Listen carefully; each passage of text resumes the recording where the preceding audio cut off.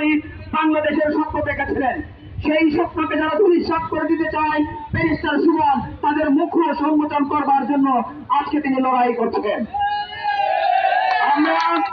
আমরা ব্যারিস্টার সুমনকে দেখেছি বাংলাদেশের মন্ত্রী পরিষদে।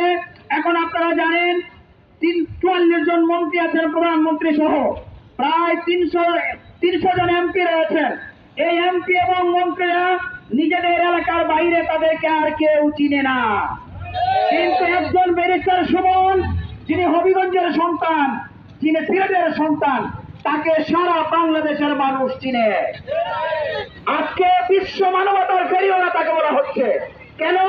যেখানে মানবতা বিপর্যস্ত হচ্ছে সেখানে ব্যারিস্টার সুমন হুঙ্কার দিয়ে ঝাঁপিয়ে পড়ছেন।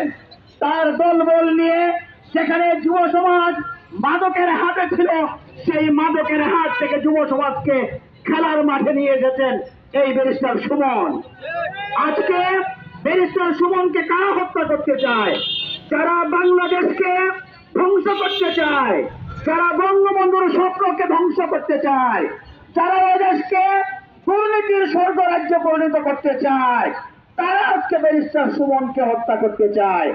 আমরা স্পষ্ট করে বলে দিতে চাই, হবিগঞ্জের মানুষ নয়, সিলেটের মানুষ নয়, সারা বাংলাদেশের মানুষ আজকে এই ব্যারিস্টার সুমনের পাশে দাঁড়িয়েছে।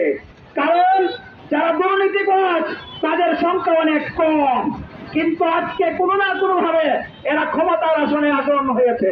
আমরা দেখেছি আজকে রাস্তার মধ্যে বিদ্যুতের খুঁটি, সেখানে প্রতিবাদ করেছেন ব্যারিস্টার সুমন। প্রত্যেকটি মানুষ এক একজন সুমন। এইরকম সুমনেরা জেগে থাকতে সুমনদের হত্যা করা যাবে না। এই সুমন একদিনে তৈরি হয় নাই, সোনার চামচ মুখে নিয়ে সুমন জন্মায় নাই।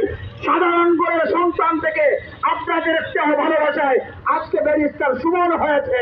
প্রিয় দেশবাসী, আজকে আমরা যারা উপস্থিত হয়েছি, আমরা যার যার অবস্থান থেকে, বিশেষ করে ফেসবুক, অন্যান্য যোগাযোগ মাধ্যমে আমরা সোচ্চার কণ্ঠে সারা দেশের মানুষ এবং প্রশাসনকে জানিয়ে দিতে চাই, সুমনের কিছু হলে আমরা ঘরে বসে থাকবো না। সুতরাং আসুন আমরা সবাই সুমনের পাশে দাঁড়াই, অন্যায় অনিয়মের বিরুদ্ধে কথা বলি এবং বঙ্গবন্ধুর স্বপ্নের সোনার